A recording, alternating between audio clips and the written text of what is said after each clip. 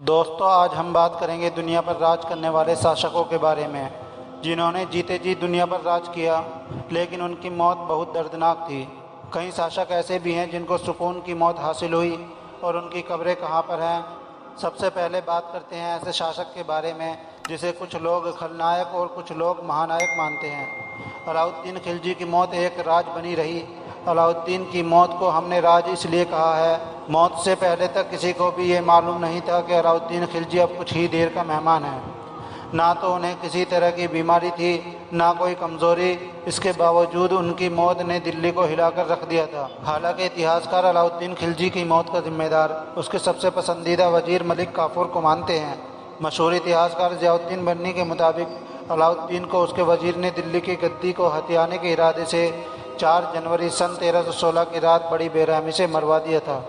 کہا جاتا ہے اس وقت اس کی عمر محض 49 سال کی ہی تھی۔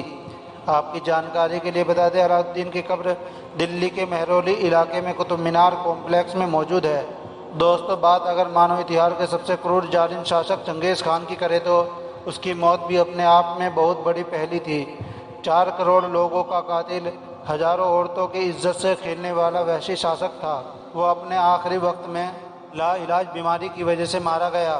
حالانکہ کچھ اتہاسکاروں کا ماننا ہے کہ چنگیز خان کی موت جنگ میں گھائل ہونے کی وجہ سے ہوئی تھی، جس کے بعد اس کا زخم کبھی بھر نہیں پایا تھا اور اس میں کیڑے پڑنے لگے تھے۔ آپ کی جانکاری کے لیے بتا دیں، چنگیز خان کی موت 18 اگست سن 1227 عیسوی کو 65 سال کی عمر میں ہوئی تھی۔ بات اگر چنگیز خان کی قبر کی کرے تو اس کی قبر کی دنیا کو کوئی بھی جانکاری نہیں ہے۔ اس کو کب، کہاں، کون سے استان پر دفنایا گیا کوئی نہیں جانتا۔ اتہاسکار کا ماننا ہے کہ چنگیز خان کو دفنایا نہیں گیا بلکہ اس کی لاش پر کئی ہزار گھوڑوں سے کچلوا دیا گیا۔ کہتے ہیں یہ خود چنگیز خان کی وصیت تھی جو اس نے اپنے بیٹوں اور وزیروں سے کی تھی۔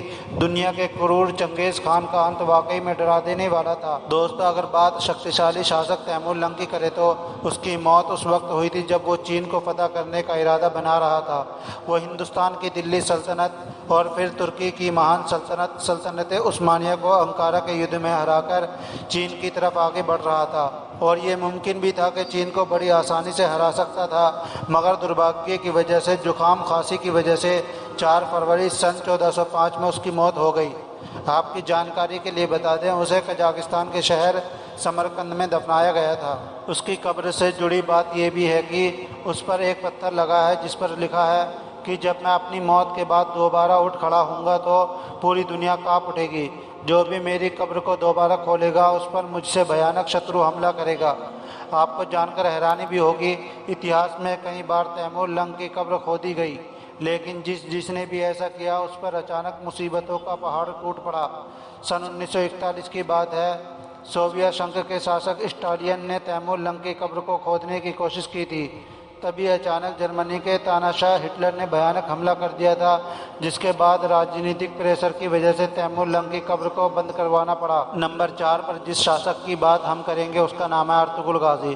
دوستو ارطغرل غازی وہ نام ہے جو 13ویں صدی میں مسلمانوں کے لیے ایک مسیحا کے طور پر ابھرا تھا، جس نے منگولوں کے حملوں سے پوری طرح ٹوٹ چکے مسلمانوں کو پھر سے مضبوطی سے لڑنا سکھایا تھا۔ آپ کی جانکاری کے لیے بتا دوں کہ آگے چل کر انہی کے بیٹے عثمان غازی نے 15ویں صدی سے لے کر 18ویں صدی تک دنیا کی سپر پاور رہنے والی سلطنت عثمانیہ کی استھاپنا کی تھی۔ ارطغرل غازی کی موت کی جانکاری کے مطابق نہ تو ان کی موت کسی جنگ میں ہوئی اور نہ ہی انہیں کسی دشمن کی تلوار مار پائی تھی۔ ان کی موت 88 سال کی لمبی عمر کے بعد نیچرل طریقے سے ہوئی تھی۔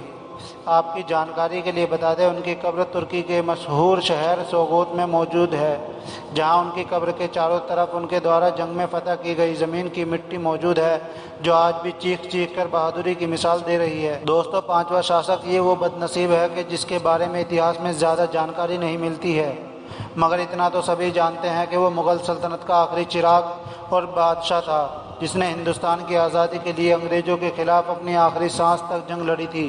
جی ہاں، ہم بات کر رہے ہیں بہادر شاہ ظفر کے بارے میں۔ کس کو پتا تھا کہ جس بہادر شاہ کے پوروجوں کی تلواروں کی گونج دنیا بھر کے کونے کونے میں گونجتی تھی۔ مغل سلطنت سے مقابلہ کرنے کے لیے دشمن 100 بار سوچتا تھا اس کے آخری وارث کی اتنی دردناک موت ہوگی، پہلی جنگ آزادی کے اس نائک کو انگریزوں نے گرفتار کر کے بھارت سے دور برما کے شہر رنگون میں بھیج دیا گیا تھا، جہاں 7 نومبر سن 1862 کو 87 سال کی عمر میں ان کی موت ہو گئی تھی۔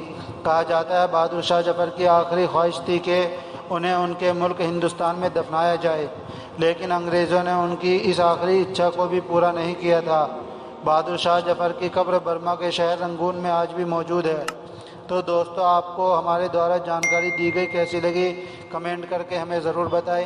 ویڈیو پسند آئے تو لائک، شیئر اور ہمارے چینل کو سبسکرائب کرنا نہ بھولیے گا۔